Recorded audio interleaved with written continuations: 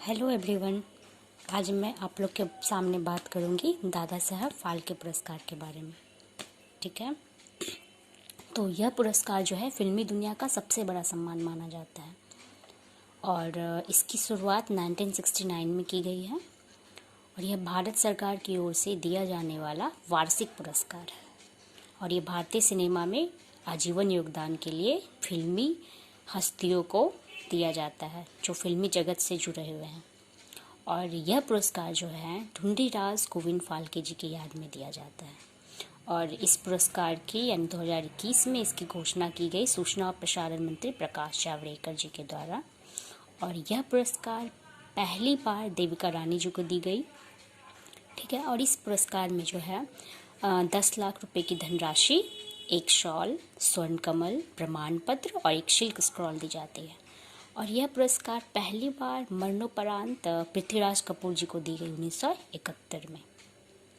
और बात करें हम फादर ऑफ इंडियन सिनेमा, तो father of Indian cinema Dada Saheb Phalke हुए और जिनकी पहली मूवी राजा हरिश्चंद्र थी जो कि एक मूक फिल्म थी जो कि 1912 में निर्देशित की गई थी।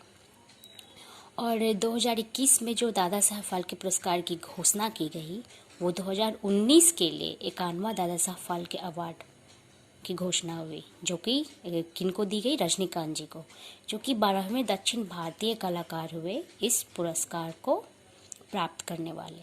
और 2018 के लिए अमिताभ बच्चन जी को 2020 में 50वां दादा साहब फाल्के अवार्ड की घोषणा की गई। हम बात करते हैं भारत की पहली बोलती फिल्म, तो भारत की पहली बोलती फिल्म आलम आरा हुई जो कि डायरेक्ट की गई अरादेशीर ईरानी जी के द्वारा। और हम अब तक बात करें तो अब तक 2021 तक कुल 51 लोगों को दादा साहब फाल्के पुरस्कार मिल चुका है। और 2021 में जो 68वां Dada Saheb Phalke international film festival पुरस्कार हुआ, इससे सम्मानित कुछ व्यक्तियों की लिस्ट है जो कि इस प्रकार है। तो हम बात करें बेस्ट अभिनेता की, तो अक्षय कुमार जी को लक्ष्मी के लिए, बेस्ट अभिनेत्री दीपिका पादुकोण को छपाक के लिए, critics best actress Kiara Advani को गिल्टी के लिए, क्रिटिक्स बेस्ट एक्टर हमारे हम सब के फेवरेट स्वर्गीय सुशांत सिंह राजपूत दिल बेचारा के लिए।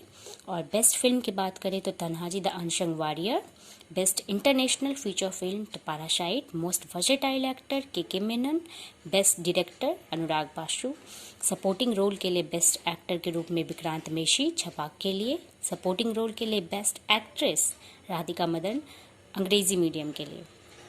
और कॉमिक रोल की बात करें तो इस कॉमिक रोल में बेस्ट एक्टर कुणाल खेमू लूट केस के लिए, वेव सीरीज़ के लिए बेस्ट एक्टर बॉबी देओल को दिया गया आश्रम के लिए, और वेव सीरीज़ में बेस्ट एक्ट्रेस सुष्मिता सेन को आर्या के लिए। और हम बात करें बेस्ट वेव सीरीज़ तो स्कैम 1992 को दिया गया। अब हम बात करते हैं एल्बम ऑफ द ईयर, तो तितलियाँ को दी गई।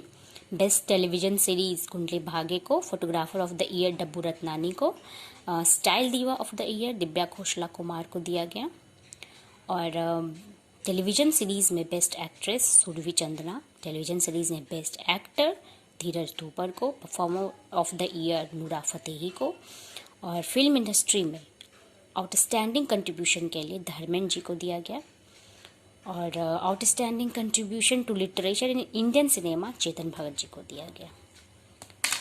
अब हम तो ये सभी बातें हो गई आपके दादा साहब फाल्के पुरस्कार की, जो कि फिल्मी जगत का फिल्मी दुनिया का यानी फिल्मी जगत का सबसे बड़ा सम्मान माना जाता है।